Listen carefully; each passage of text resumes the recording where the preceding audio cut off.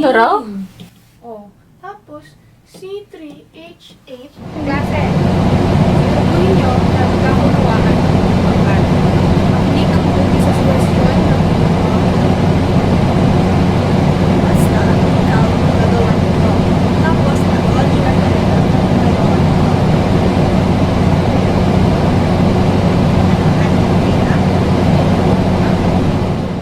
Oo, narinig ko kayo.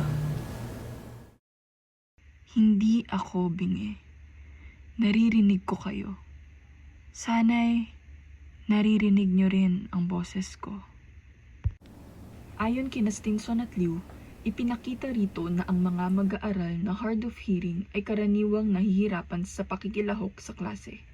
Hindi rin sila bihasang makipag-ugnayan sa mga pangkatang gawain dahil sa kakulangan ng suporta at kaalaman ng kanilang kapaligiran. Ang paraan ng pagtugon ng guro, kaklase at interpreter ay may direktang epekto sa kung sila ay nakikilahok, nauunawaan at tinatratong bahagi ng komunidad ng silid-aralan.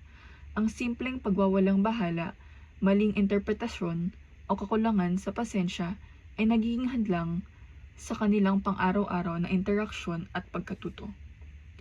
Hindi tuluyang hindi nakaririnig ang mga may hard of hearing. Ito ay karaniwang maling akala tungkol sa kanilang kapansanan. Kaya naman, karaniwang hamon sa kanilang makipag-ugnayan sa dalawang dahilan. Una, madalas silang napagkakamalan o hinahalintulad sa mga bingi.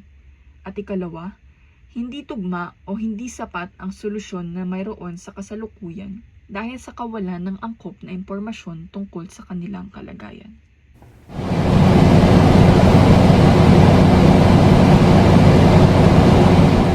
Ang hirap niyang kausapin. Oo nga, minsan lutang, minsan bingi. Uy! Andy! Po? Ano lang, alam mo naman na pwede mo akong kausapin kapag may kailangan ka, diba? Alam mo naman na ginagawa ko tong group work para, makakonect ka sa mga klase mo. Okay po. Okay po. Bagaman mayroong mga pamamaraan ang guro upang maibsan ang puwang sa pagitan ng mga mag-aaral, hindi ito nagiging epektibo tulad ng inaasahan. Bunsod ng kasalukuyang hamong kanilang nararanasan, nagkakaroon ng pag-aalinlangan sa iminumungkahing layunin ng Department of Education o DepEd na edukasyon para sa lahat.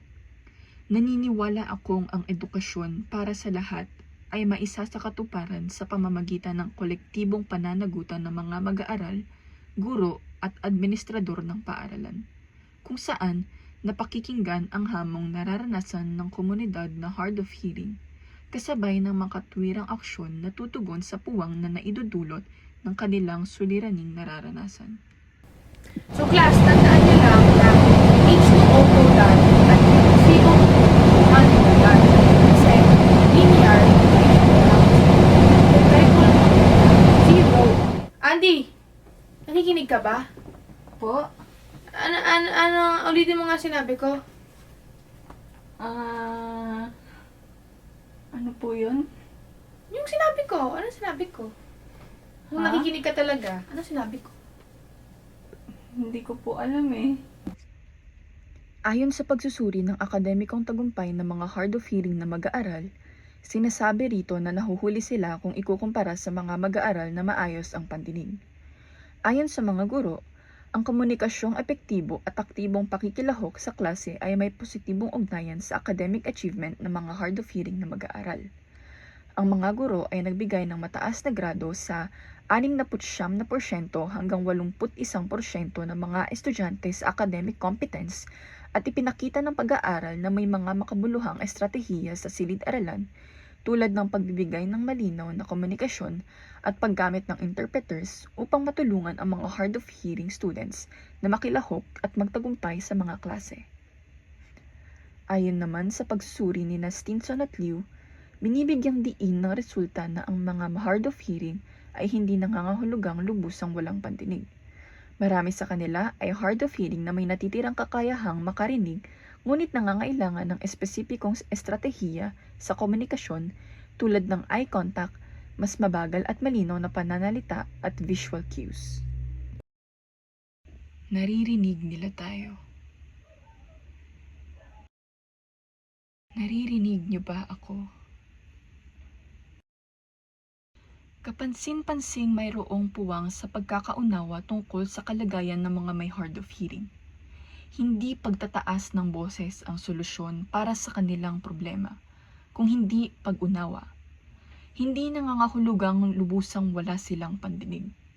Marami sa kanila ay hard of hearing na may natitirang kakayahang makarinig, ngunit nangangailangan ng spesipikong estratehiya sa komunikasyon tulad ng eye contact, mas mabagal at malinaw na pananalita at visual cues. Mga bagay na hindi gaanong natutugunan sa kasalukuyan dahil sa kawalan ng sapat na kilos tungo sa isang inklusibong edukasyon. Para sa mga kapwa mag-aaral, mga guro, administrador ng pamahalaan, at Department of Education, ating dinggin at unawain. Edukasyon para sa lahat, ating pagtibayin.